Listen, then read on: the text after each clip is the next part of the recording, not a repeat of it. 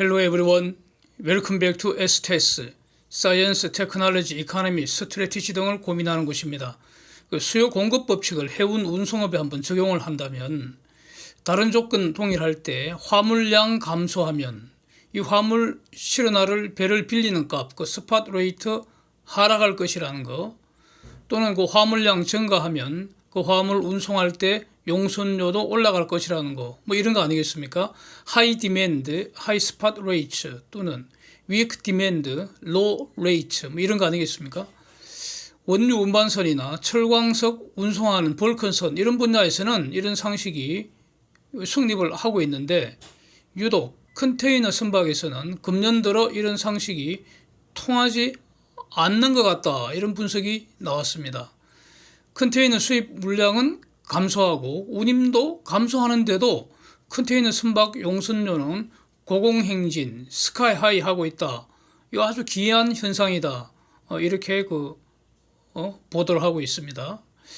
그래서 그렇다면 이 용선 시장은 그야말로 이 노다지 상태다. 이 보난자 상태라는 건데, 이게 과연 지속 가능하겠습니까, 이거?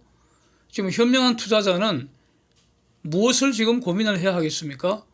그래서 이런 걸 한번 고민해 보겠습니다. 사진 보시면은 그 영국의 해운업 리서치 앤드 컨설팅 뭐 이런 기관인 드류리가 있는데, 지난주에 컨테이너 포캐스트라는 보고서를 발간을 했습니다. 컨테이너 해운업 호황기는 끝나가고 있다, 이런 내용입니다. 그래서 이제서 이런 보고서가 나오는데, 제가 자랑 좀 하겠습니다. 지난 1월 초에 해운업 잔치 끝났다는 영상을 올리면서 같은 주장을 했으니까 제가 한 6개월 정도 더 빠른 것 같습니다. 이 드류리 주장의 근거는 뭐냐? 컨테이너 화물량 감소하고 있다는 겁니다. 여기서 출발해서, 그래서 이제 화물 운임이 하락하고 있다는 건데, 운임 하락의 정도를 그 상하이 컨테이너 지수를 가지고 확인을 해 본다면, 지금 7월 1일 기준으로 3개월치, 1년치, 10년치 이렇게 그래프 한번 보시면은 금년 초부터 완만하게 하락하는 거 맞습니다. 그건 아직 급락하는 것은 아닌 것 같습니다. 해운업은 운임 하락으로 수익 감소가 예상된다. 적어도 작년까지와 같은 그런 그 수익 급증 현상은 불가능하다는 겁니다. 경기 둔화로 화물 운송량은 단기간에 급격한 증가는 없을 거다. 이런 건 다 확실하지 않겠습니까? 운임지수는 원래 경기 선행지수 역할을 하는 거 아닙니까? 그래서 앞으로 경기가 하락할 것 같다, 이렇게 예상을 하기 때문에 그걸 반영해서 운임은 먼저 하락하는 것입니다. 근데 문제는 아직은 이 운임 하락이 매우 완만하게 보인다는 겁니다. 드루리 발표하는 월드 컨테이너 인덱스 있는데, 지난주 7,066달러라고 하고요. 그 그래프는 그 전주 건데 그보다 더 떨어져 있습니다. 그래서 그 전년 같은 기간보다도 이게 16% 하락한 수준인데, 피크치는 21년 9월이었고 그때 그 값이 1,377달러였답니다. 그래서 피크치 대비 대략 32% 그 하락한 수준입니다. 그런데 이게 여전히 5년 평균 수준보다는 한 더블 정도 가는 그런 고가라는 겁니다.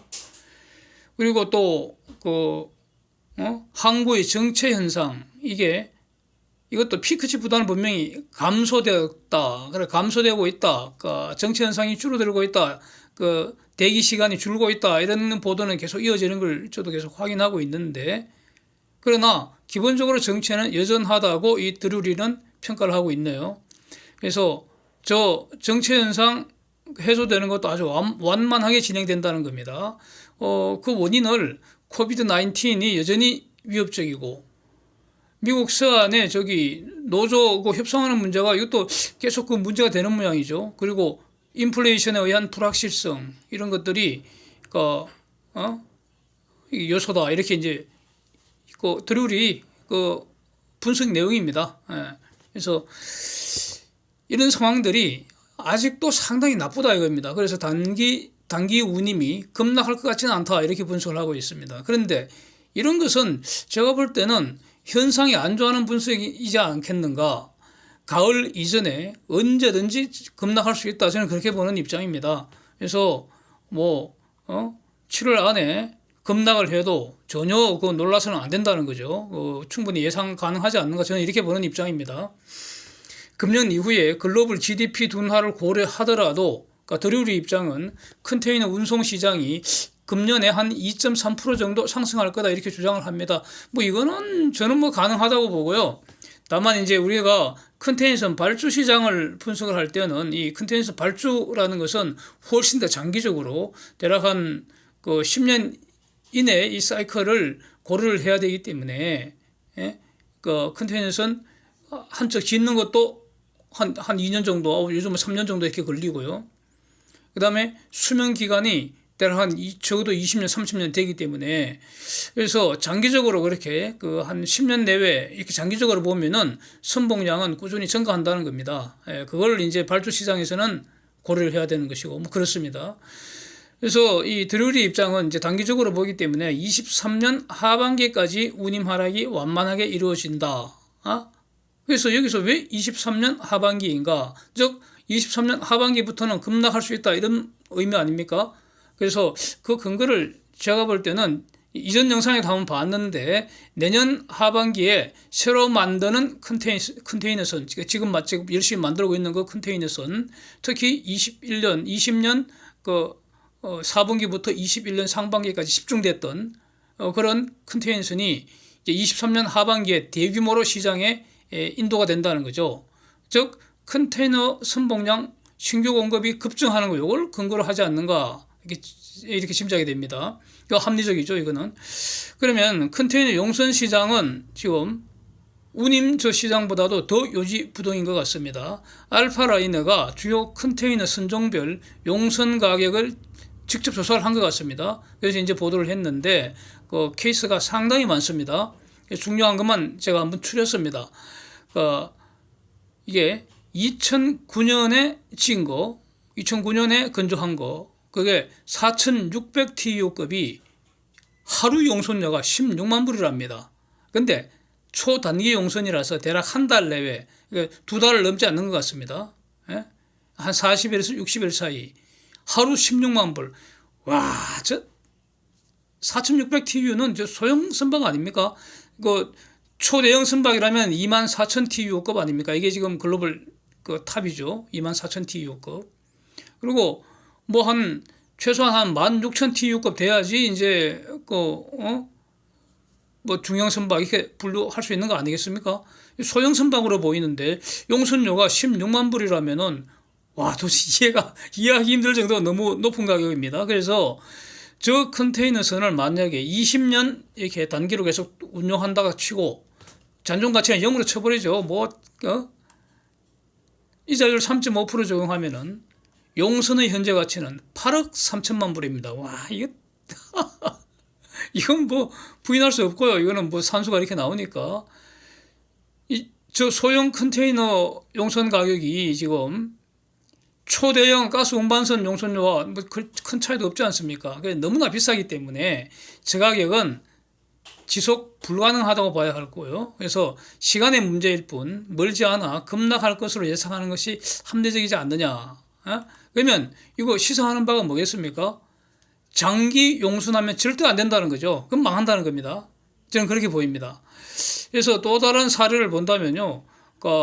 21년에 건조한 거 2700TU급 이게 한 40 내지 45일 용선하는데 하루에 14만 9천 불이라는 겁니다. 이거 1월에 역사적 최고가라는데 17만 5천 불까지 갔던 게 지금 14만 9천 불에 지금 용선되고 있다는 겁니다. 또 다른 거는 720TU급 720TU급 2008년에 지은 거라는데 이건 완전 거의 낡은 배인데 이게 지금 하루에 3만 불에 지금 용선된다는 겁니다. 완전히 이거 미친 것 같지 않습니까? 그렇습니다. 그래서 도대체 이 화물 시장하고 용선 시장이 약간 지금 불일치되는 것 같은데 용선 시장이 너무 지금 높은 것 같은데 왜 그런가 이겁니다. 그래서 화물 운임은 분명히 1월 초 피크 찍고 지속적으로 하락 추세인 건 맞는데 기본적으로 화물 운임은 아직도 여전히 매우 높다는 겁니다. 상하이 운임 지수도 그러니까 저가 대비 뭐 한 3.7배에서 지금 4배 수준에서 지금 거래되지 않습니까? 상하이 운임지수, 컨테이너 운임지수도. 그래서 아직은 저런 높은 용선료 지불을 해도 여전히 이익이 나는 수준이다. 뭐 이렇게 요거는 드루리에서 분석한 것이고요. 근데 이거 근본적으로는 이거 한두 달 이내에 초단기 계약이기 때문에 저것이 일단 가능한 것 같고요. 그리고 소형 선박 위주고 소형 선박의 초단기 계약이기 때문에 저게 가능하지 않는가 싶고요. 그러나 어쨌든 이건 너무 비싸기 때문에 하여튼 장기 용선 계약은 극히 신중해야 할 거 아니냐. 다시 한번 강조하고 싶습니다. 한편 그 컨테이너 선봉량 공급 시장이고 이게 곧 조선사 입장에서는 컨테이너 선박 신규 발주 시장이니까 이거 조선주 투자할 때는 매우 중요하죠, 이거. 그래서 20년 하반기 특히 4분기에 이제 이게 컨테이너 발주가 여기서 이제 터지기 시작한 거 아닙니까? 4분기부터 21년에 컨테이너 선박 굉장히 많았죠. 예? 그리고 이제 21년 하반기에 가스 운반선이 터지기 시작했고요. 이렇게 됐습니다. 그래서 21년 조선업 수주 주요 선종이 컨테이너선이다 이렇게 말할 수 있겠습니다. 지금도 금년에도 여전히 중요하죠, 뭐. 근데 이 이제 그 표 하나 보시면요, 저 표 이번에 그 대우가 러시아 세빙 가스 운반선 지난 6월 30일자로 추가 한 척 취소했지 않습니까? 그거 반영해서 다시 작성한 표입니다. 그래서 조선업 총 수주 금액 중에서 LNGC 비중을 이제 계산하는 거니까 그러면 이제 컨테이너선은 저기서 대략 빼면 될 겁니다. 그렇죠? 그래서 대부분 LNGC 아니면 컨테이너 비중이니까요. 다만 그 현대하고 대우에는 방산 수주 금액도 당연히 포함되어 있습니다. 그래서 삼성중공업이 이제 LNG 아니면 그 가스 운반선이죠, 뭐. 가스 운반선 아니면 컨테이너선이죠, 삼성중공업이. 그래서 LNGC 비중이 21년에는 평균 33%에 불과하죠. 최저입니다. 금년에는 전체적으로 평균 50%이고 삼성중공업은 80%, 대우조선은 70%입니다. 그러니까 일단 금년 들어서 현재까지는 이 컨테이너선이 상대적으로 좀 약한데 가스 운반선이 너무 강해서 그런데 컨테이너선도 조만간 발주가 급증할 가능성이 저는 높다고 봅니다. 뭐 근거는 이런 거죠. IMO 규제가 내년 1일부터 이제 더욱 본격적으로 시작이 되고 해마다 강화된다는 겁니다. 해마다 강화 기준이. 그 다음에 위에서 본 것처럼 정말 그 중고선박 용선료도 지금 급증하고 있고요. 이게 너무 높지 않습니까? 그러니까 장기적으로 선봉량은 증가하는 추세입니다. 이거 고려해야 되고 기존 선박 결국 폐선하고 새로 만들어야 한다는 점 이런 것 때문에 컨테이너선 발주 급증할 수가 있고요. 또 하나는 지금 기다리면 더 비싸게 발주하게 된다는 겁니다. 기다리면 더 비싸게 된다. 빨리 할수록 유리하다는 겁니다. 도커가 쇼티지이기 때문입니다. 그래서 이제 이거 컨테이너 이제 발주할 때 이제 고려될 요소들이 결국 이제 친환경, 고효율, 그다음에 자율운항 뭐 이런 게 이슈가 되지 않겠습니까? 그리고 이제 친환경 요소라면은 LNG 이중연료 추진이 이게 대세인 거는 확실한 것 같고요. 그런데 여기서 이제 주목되는 점이 메탄올 추진 선박이 크게 증가할 것 같다 이렇게 트레이드윈즈가 추가로 보도를 하고 있습니다. 보도 사진처럼 하반기에 대략 한 50척 정도 메탄올 이중연료 추진 컨테이너 선박 발주될 것 같다는 겁니다. 금년 이내에. 그러면 이게 아마 그 보도의 어떤 그 구체성 이런 걸 놓고 볼 때 직접 아마 접촉한 거 아닌가 싶습니다. 그렇게 그 주요 선사별로 결국 그 선사들이 발주를 할 테니까 글로벌 직접 접촉한 거 아닌가. 그래서 머스크 뭐 12척, CGMA 6척 나온다는 거 이거는 얼마 전에 봤던 내용인데 그거 포함해서 50척이라까지 늘었다는 겁니다. 그렇다면은 저 가운데 일부는 그 중공도 뭐 코스코 같은 게 들어가 있기 때문에 중공도 이제 발주를 한다는 거니까 그거는 중공 조선사로 넘어갈 테고 적어도 조선 3사에게는 한 12척 정도 수주 기대할 수 있는 상황 아닌가. 그러니까 메탄올 컨테이너 선박 그렇습니다. LNG 추진 컨테이너 선박은 더 많겠죠. 훨씬 많으리라고 봅니다. 그래서 문제는 뭔가? 가격 아니겠습니까? 가격. 원가의 적정 이윤을 더하는 방식으로 만약에 가격을 결정한다면은, 그럼 원가는 가스 운반선이 훨씬 더 비싸겠죠. 그래서 지금까지는 가스 운반선보다는 컨테이너선은 상당히 저렴했지 않습니까? 그런데 이제는 이거 계산 방식을 바꿔야 하지 않겠느냐. 동일한 도크를 점유하는 것에 대해서 도크의 기회비용을 수주 가격으로 우리가 협상시에 제한해야 되는 거 아니냐, 이런 말입니다. 그러면은 컨테이너선이 가스 운반선보다도 더 저렴해야 할 이유가 없지 않겠습니까? 뭐 상대적으로 약간 저렴할 수는 있겠지만, 그래서 도크에 대해서 최고 가격을 제시하는 그 발주처를 우리가 선택해야 되지 않겠느냐. 그리고 그 배값 받는 것도 더 이상 이제는 헤비테일 방식을 계속 적용할 게 아니라, 이제부터 이 헤비테일 방식은 그야말로 불황 때 눈물을 머금고 했던 방식 아니겠습니까? 이제는 그 상황이 바뀌었잖아. 그래서 헤비테일이 아니라 헤드 방식, 즉 선수금 비율을 높이고 중동원 비율을 높여가는 그런 방식이 돼야 되지 않겠느냐. 뭐 상황이 바뀌었으니까 조건도 바뀌어야 되지 않겠습니까? 컨테이너 선박이 가스 운반선보다도 언제나 더 싸야 한다는 이 통념을 이제는 버려야 하지 않을까, 뭐 이런 생각이 듭니다. 지금 보십시오. 좀 전에 봤듯이 소형 컨테이너 선박이 그 용선료가 초대형 가스 운반선 용선료보다 더 비쌀 수도 있는 이런 현실을 수주 가격 산정할 때도 이제 적절하게 반영을 해야 되지 않을까. 이거 반영하려는 이 전략을 이 조선사가 이 영업팀에서 이거 개발해야 되지 않을까, 뭐 이런 의견입니다. 이제 이런 어떤 그 중요한 상황 변화를 고려해서 조선사는, 조선 주식은 뭐 지금 주도주인데 당연히 매수해야 된다는 입장입니다. 저는 그 중에서 이제 특히 삼성중공업이 가장 낫다고 저는 보는 입장이고요. 근데 그건 이제 이미 많이 했으니까 관두고요. 해운사 주가 분석에 한번 적용해 보겠습니다. 작년까지 수익 급증의 시대는 지났고 수익 증가 속도는 정체되거나 서서히 감소하게 됩니다. 앞으로. 그 다음 비용 부분을 보면은 세배는 만들어야만 하고요. 성과는 계속 올라갑니다. 단기 용선료 고공행진 등으로 향후 비용은 지속적으로 증가할 수밖에 없습니다. 수익 감소하는데 비용 증가하는 구조라는 그런 뜻입니다. 간단히 말하면.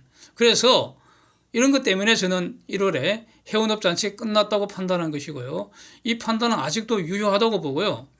이 외에 이제 가령 그 보도처럼 HMM 같은 경우에 저 구조조정 과정에서 산은과 해진공이 채권자 아닙니까? 그러니까 HMM이 채무자가 될 테고, 막대한 혈세를 지원하는 과정에서 연구처 형태로 전환사채를 받았다는 거죠. 지금 HMM 주가가 고점 대비 대략 어제 종가 기준으로 53% 하락한 상태인데 여전히 구조조정 당시보다는 고가이기 때문에 전환권을 행사하는 것이 유리합니다. 그러니까 문제는 채무자와 채권자가 서로 공평하게 콜옵션을 하나씩 주고받았다는 거죠. 발행 후 일정 기간이 지나면 채무자가 원리금 주고 채권을 살 수 있는, 살 수 있는 콜옵션, 즉 중도상환 청구권을 갖는 대신에 HMM이 중도상환 청구권을 갖고 있다는 거죠. 이 본질은 콜옵션입니다. 원리금으로 채권 살 수 있는 그 권리니까 콜옵션이죠. 본질은 중도상환 청구권. 그 다음에 채권자들은 채권의 원리금으로 주식을 살 수 있는 권리입니다. 주식 전환 청구권을 갖는다는 것이죠. 주식 전환 청구권도 본질은 콜옵션이죠. 근데 이 주식 전환권은 전환사채의 본질적 권능이기 때문에 이건 너무나 당연한 것이고요. 이 기간이 보도에서는 내년 10월 25일 된다는 거 아닙니까? 여기서 HMM 같으면은 지금은 이제 상황이 호전되어서 현금이 넘친다는 사실입니다. 내년에도 마찬가지입니다. 지금 있는 현금이 뭐 도둑 맞고 불태우거나 그러지는 않을 거 아닙니까? 그리고 설사 상당 부분 운임이 하락하더라도 돈은 여전히 잘 벌 겁니다. 예? 그래서 내년 1년 후가 되더라도 여전히 현금은 넘친다는 겁니다. HMM이. 당연히 그래서 특별한 사정 변경이 없다면 조기 상환 청구권 행사하는 것이 절대적으로 유리합니다. 그래서 HMM은 상환하는 것이 좋습니다. 그러니까 채권 상환하는 게 좋죠. 예. 일찍 빚을 갚는 게 좋다 이런 뜻 아닙니까? 그런데 채권자의 산업과 해진공도 만약 주가가 전환가격 이상이면 그러면 전환권 행사하는 것이 언제나 유리합니다. 그럼 행사해버리는 것이죠. 전환권 행사가 더 우선입니다. 그래서 전환권 행사하게 되면 희석 효과, 소위 말하는 다이루션 이펙트 때문에 발행 주식 수가 왕창 늘어나게 돼서 주당 순이익이 완전히 쪼그라들어 버립니다. 그러면 어떻게 됩니까? 이렇게 되면은 어떤 경우에도 주가에는 악재입니다. 다른 조건이 동일하면 반드시 주가는 하락해야 합니다. 다른 조건이 뭐겠습니까? 주가 하락을 회복할 수 있는 다른 조건이 뭐겠습니까? 이익이 이후에 폭등할 것이 예상이 돼야 되는데 그럴 가능성 없죠. 네. 그래서 이 해운업 투자할 때는 좀 전에 말씀드린 이 점을 잘 고려해야 될 것 같습니다. Thanks for watching. See you next.